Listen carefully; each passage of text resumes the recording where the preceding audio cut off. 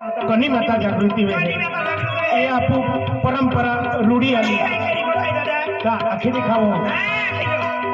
ई हमें ए यात्रो में ए हो दिखे पूरा पूजा करूंगा मां आंखों में ए हो दिखे पूरा पूजा करूंगा मां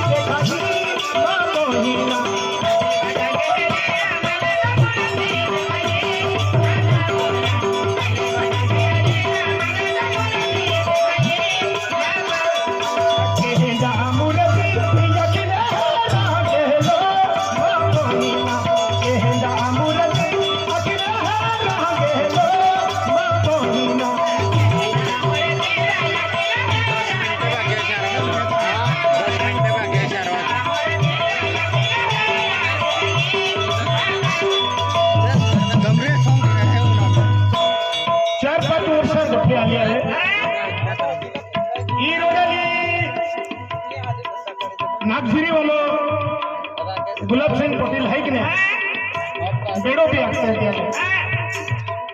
तेल गाड़ी थी देती गाड़ी चालू होता जहाला आमो आती हाल वड़ा गेलो कामान मूर्ति दिखाई एक ही जोड़तो जोड़तो करण माल जहालो आयो रोडाली जोड़तो जोड़तो अने एपलो गुलाब सिंह पटेले मां फसाड़ी कोना तो आवे अति काला पायो गया ने सात पाई गया ने 9 डेगड़े दिखाइए 9 डेगड़े दिखाइए उनला टाइम आथो हकीकत है हां इज रोडाली जोड़तो जोड़तो जहानो आयो 9 डेगड़े दिखाइए अति उठी पड़िया गाड़ी देखो अति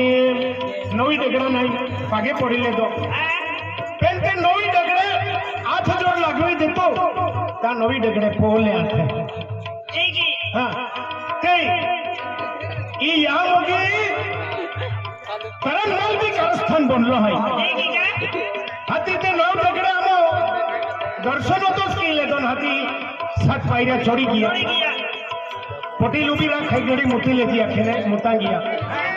तो यूएलए पिसाब के आई यूएलए पिसाब के कोरंडा चाड़ा में मूर्ति आती अने झंडो ओडी मूर्ति आती अने झंडो आती हाजी आपको पटेल है वाको ये ता आती मूर्ति है मेरा आती एक ही कहता आपको खोड़की पावना जाता हाँ खोड़की होगवड़े निकला मो खोड़की जाया हाँ मूर्ति ना विस्ता वेगी अविन विसिली दाव होना मूर्ति आती अमो विषय ना होगवड़े जाकरी या वेगी उठी अविन है जीताओ मूर्ति भी काई नहीं डेगड़े भी काई नहीं इंडिया गोठे है केहंदा अमूरती लगना लागे लो मां बोली केहंदा अमूरती लगना लागे लो मां बोली